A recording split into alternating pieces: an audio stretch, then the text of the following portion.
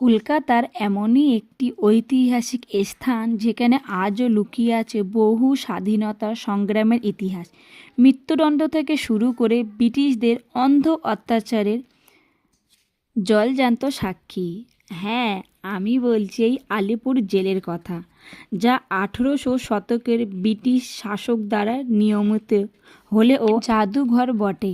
নতুন সময়সূচি অনুসারে মঙ্গল থেকে রবি সকাল 12টা থেকে বিকাল 5টা পর্যন্ত খোলা থাকে এবং সোমবার সম্পূর্ণ বন্ধ।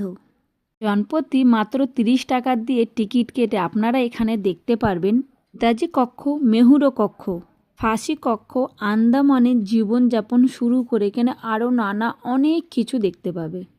হাসপাতাল কক্ষ আরও নানা অনেক কিছু ইত্যাদি ইত্যাদি দেখতে পাবে। এছাড়াও সন্ধ্যে 6টা থেকে লাইট অ্যান্ড সাউন্ড শো হয়, মাত্র 100 টাকা করে টিকিট। তো এখানে এসে কিন্তু আমরা অনেক কিছু দেখতে পেয়েছি, যেটা আমরা হয়তো কখনো বাইরে থেকে দেখতে পেতাম না। এটা শুধু আজ আলিপুর জেল থেকে আলিপুর মিউজিয়াম হয়েছে বলে এটা শুধু আমাদের দেখা সম্ভব হয়েছে। তো তোমরাও যারা যারা আছো ভাবছো ফ্যামিলি নিয়ে ছোট ছোট বাচ্চাদেরকে নিয়ে কোথায় যাব, বিশ্বাস করো এখানে একবার আসতে পারো। আমার তো ভীষণ ভীষণ ভালো লেগেছে। আর হ্যাঁ, আমাদের একটা যেটা ভুল হয়েছিল, আমরা এখানে একটু লেটে পৌঁছে গিয়েছিলাম, সেজন্য আমাদের আরও অনেকটা ঘুরে ঠিকভাবে শেষ করতে পারিনি।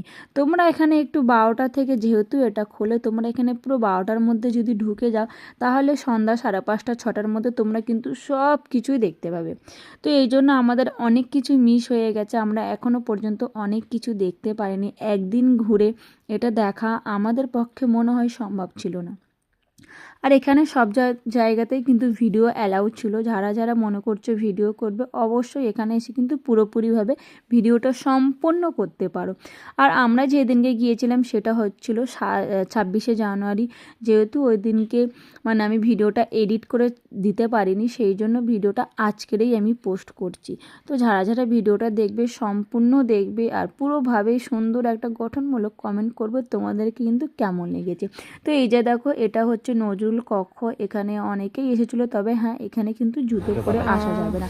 তারপরে আগেকার জেল মানে ক্যাদিরা যেভাবে থাকতো, তাদেরকে যেভাবে শাস্তি দেওয়া হতো জেলের ভিতর, এখানে ওদের একটা মস্তান ছিল। এই হচ্ছে সেই মস্তানটা। আর ওই যে এখানে তো ওরা জল গরম করছিল, রান্না করছিল, আর একজন দেখো কাপড় কাচছিল। সত্যি এদের জীবনটা দেখে অটোমেটিক যেন মনে হচ্ছিল চোখ থেকে জল বেরিয়ে যাবে। আর এখানে কে কে এসেছিলো আমাকে কিন্তু অবশ্যই জানাবে।